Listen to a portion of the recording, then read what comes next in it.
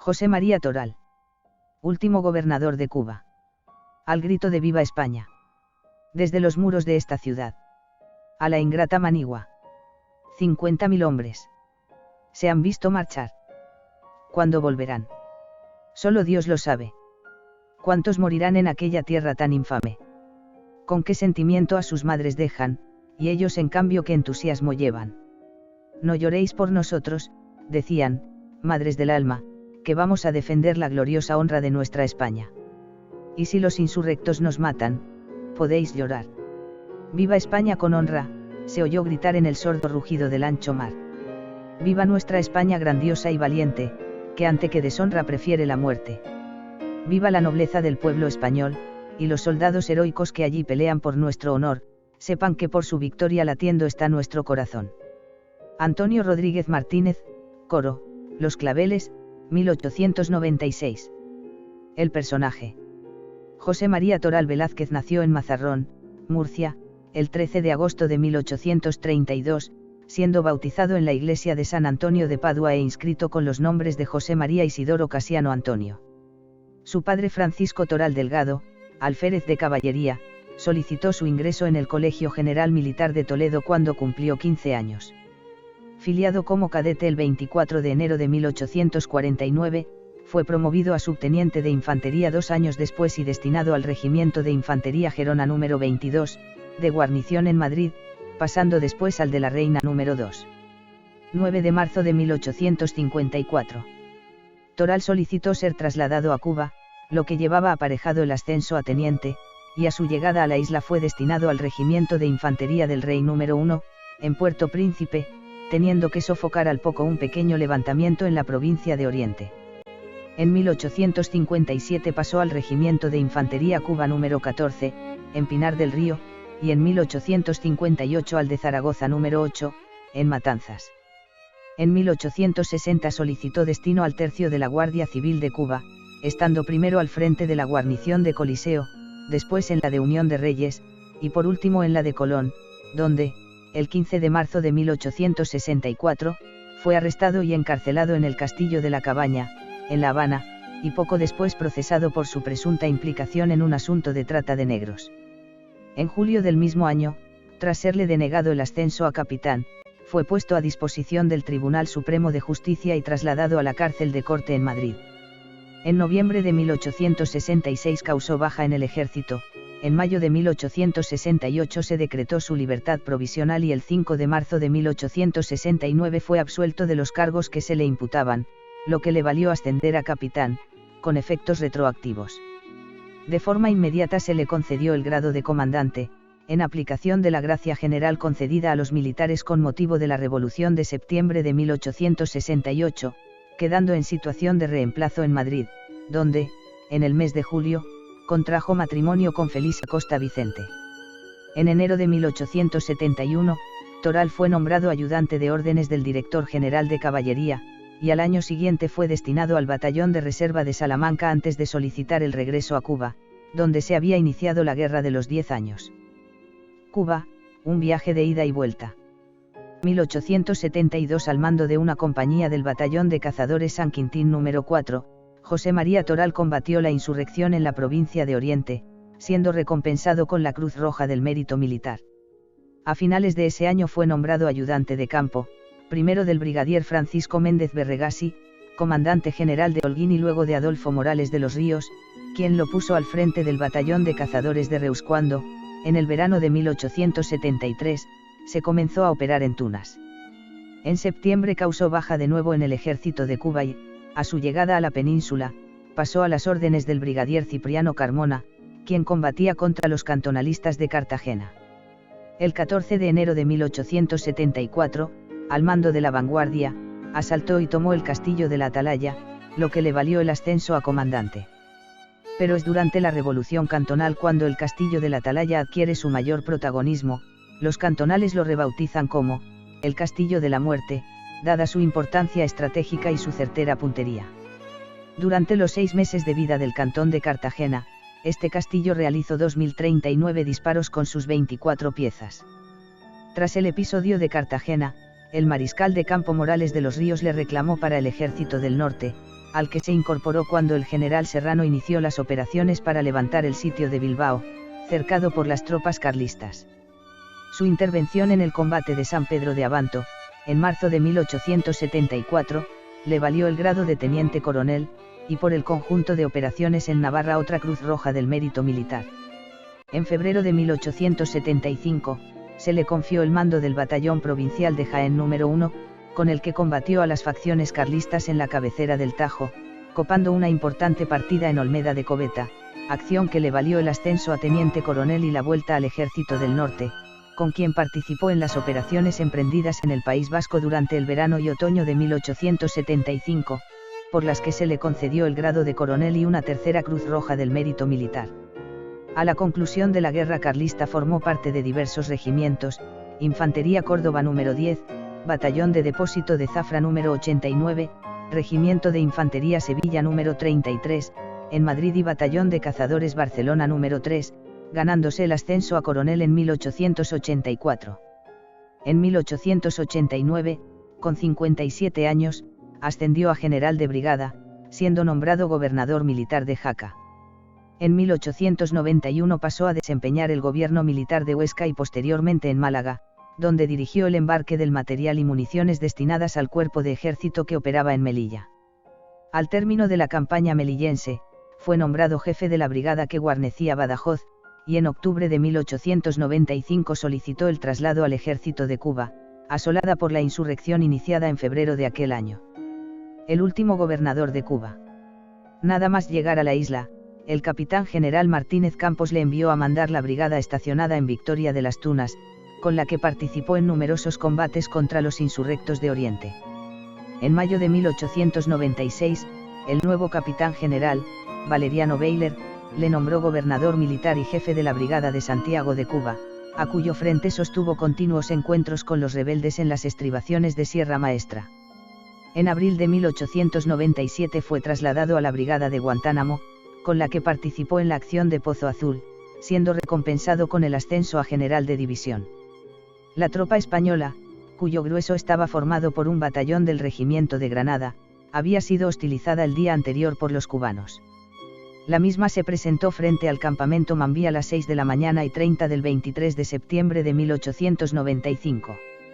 La guardia de avanzada de la posición insurrecta rompió fuego contra el enemigo, conjuntamente con una parte de la escolta del mayor general Serafín Sánchez, al tiempo que una sección de infantería, con 25 hombres, era enviada a emboscarse en el camino de Manacas a las Varas para retardar lo más posible el avance de los colonialistas.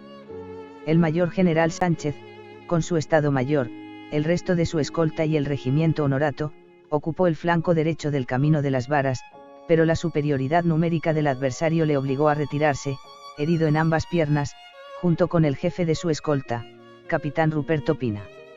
En medio de esta compleja situación, alrededor de las 8 horas arribaron al lugar de la acción la primera y segunda brigadas de la primera división, con sus respectivos jefes, brigadier Joaquín Castillo y coronel Pedro Díaz, citados para este punto por el mayor general Carlos Raalaf, por lo que llegaron a tiempo para tomar parte en el combate, arremetiendo por el flanco izquierdo.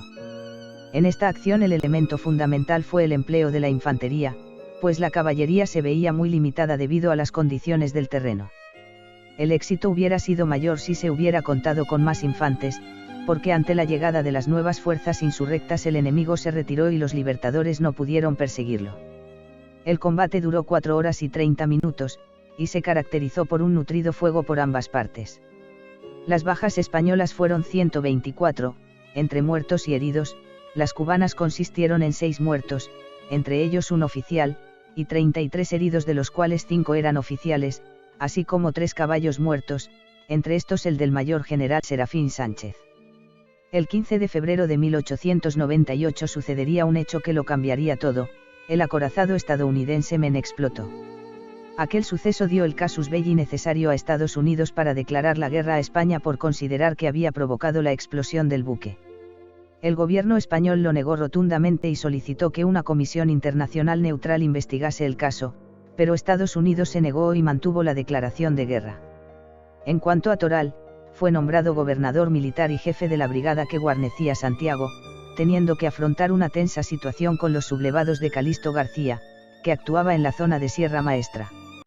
Su actuación fue tan destacada que el general Arsenio Linares, jefe de la División de Cuba, le concedió la Gran Cruz Roja del Mérito Militar. 1898. 18 de mayo de 1898.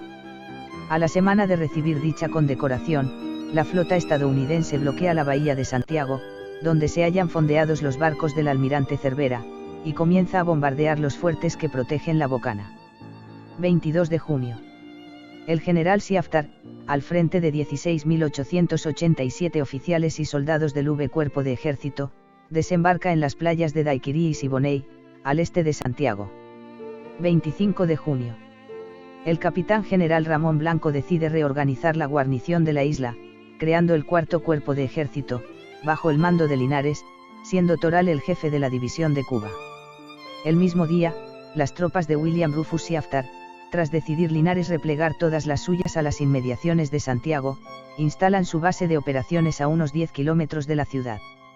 Amanecer del 1 de julio.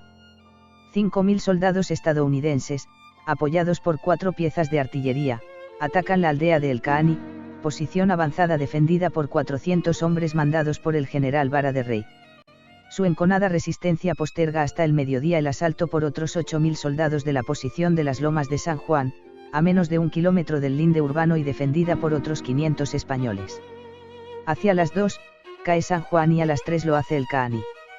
Poco después, Linares resulta herido y debe abandonar su puesto de mando, ubicado en Canosa. Durante la guerra, el general de división Arsenio Linares resultó herido y Toral tomó posesión de ese cargo. Más tarde fue general de división y coordinador militar. Fue entonces cuando intervino y coordinó todas las fuerzas. De hecho, vivió el peor momento de la guerra, ya que las tropas españolas comenzaron a pasar calamidades por la situación en la que se encontraban. Juan Romera, José Toral y Velázquez. Aproximación biográfica.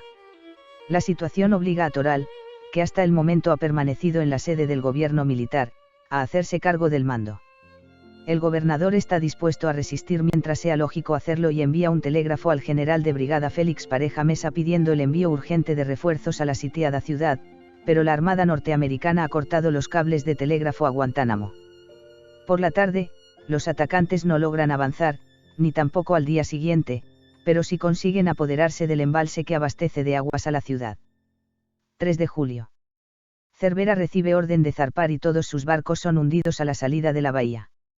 Ese mismo día, Siaftar, al tiempo que solicita permiso de Washington para replegarse, reclama la rendición a Toral, amenazándolo con bombardear la ciudad con una artillería de la que carecía.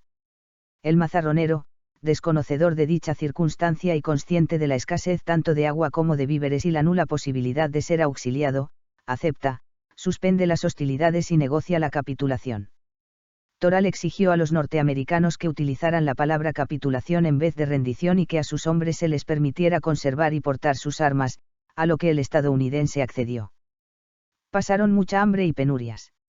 Después de barajar todas las posibilidades, y tras recibir varias amenazas de los norteamericanos con bombardear las capitales de las Antillas, Toral pidió permiso al gobierno para obtener las mejores condiciones de cara a la rendición. Él era consciente de que ya no se podía seguir luchando. El motivo que llevó al militar a la rendición fue salvar las miles de vidas de personas que se encontraban en las Antillas. Por eso fue un héroe, Juan Romera. 13 de julio. El capitán general autoriza a Toral a firmar la capitulación de su división, pero vetó la de Manzanillo. Uno de los grandes logros de Toral, además de salvar vidas, fue acordar que los soldados supervivientes desembarcaran en los puertos más próximos a sus casas. Juan Romera. 17 de julio. Se arría la bandera de España en Santiago. El 31 de agosto José María Toral embarcó hacia la península, quedando en situación de cuartel en Madrid. Su llegada a España estuvo plagada de acusaciones por el colapso del ejército español en Cuba y de haber entregado pasivamente la ciudad a los norteamericanos, teniendo que soportar manifestaciones públicas, algunas de ellas muy violentas, como las que tuvieron lugar en la ciudad de Vigo. Llegó incluso a ser apedreado por la multitud. Procesado por el Consejo Supremo de Guerra y Marina junto con los restantes mandos de la División de Cuba, fue defendido en el juicio por Julián Suárez Inclán. Finalmente se le declaró libre de culpa en agosto de 1899, y solicitó fijar su residencia en Murcia. Aquejado de una grave depresión, terminó internado en la planta psiquiátrica del Hospital Militar de Carabanchel, donde falleció el 10 de julio de 1904, un mes antes de cumplir 72 años. De lo que no cabe duda es de que salvó miles de vidas, a pesar de que los españoles lo perdiéramos todo en aquella guerra. Juan Romera. Ricardo Ayer.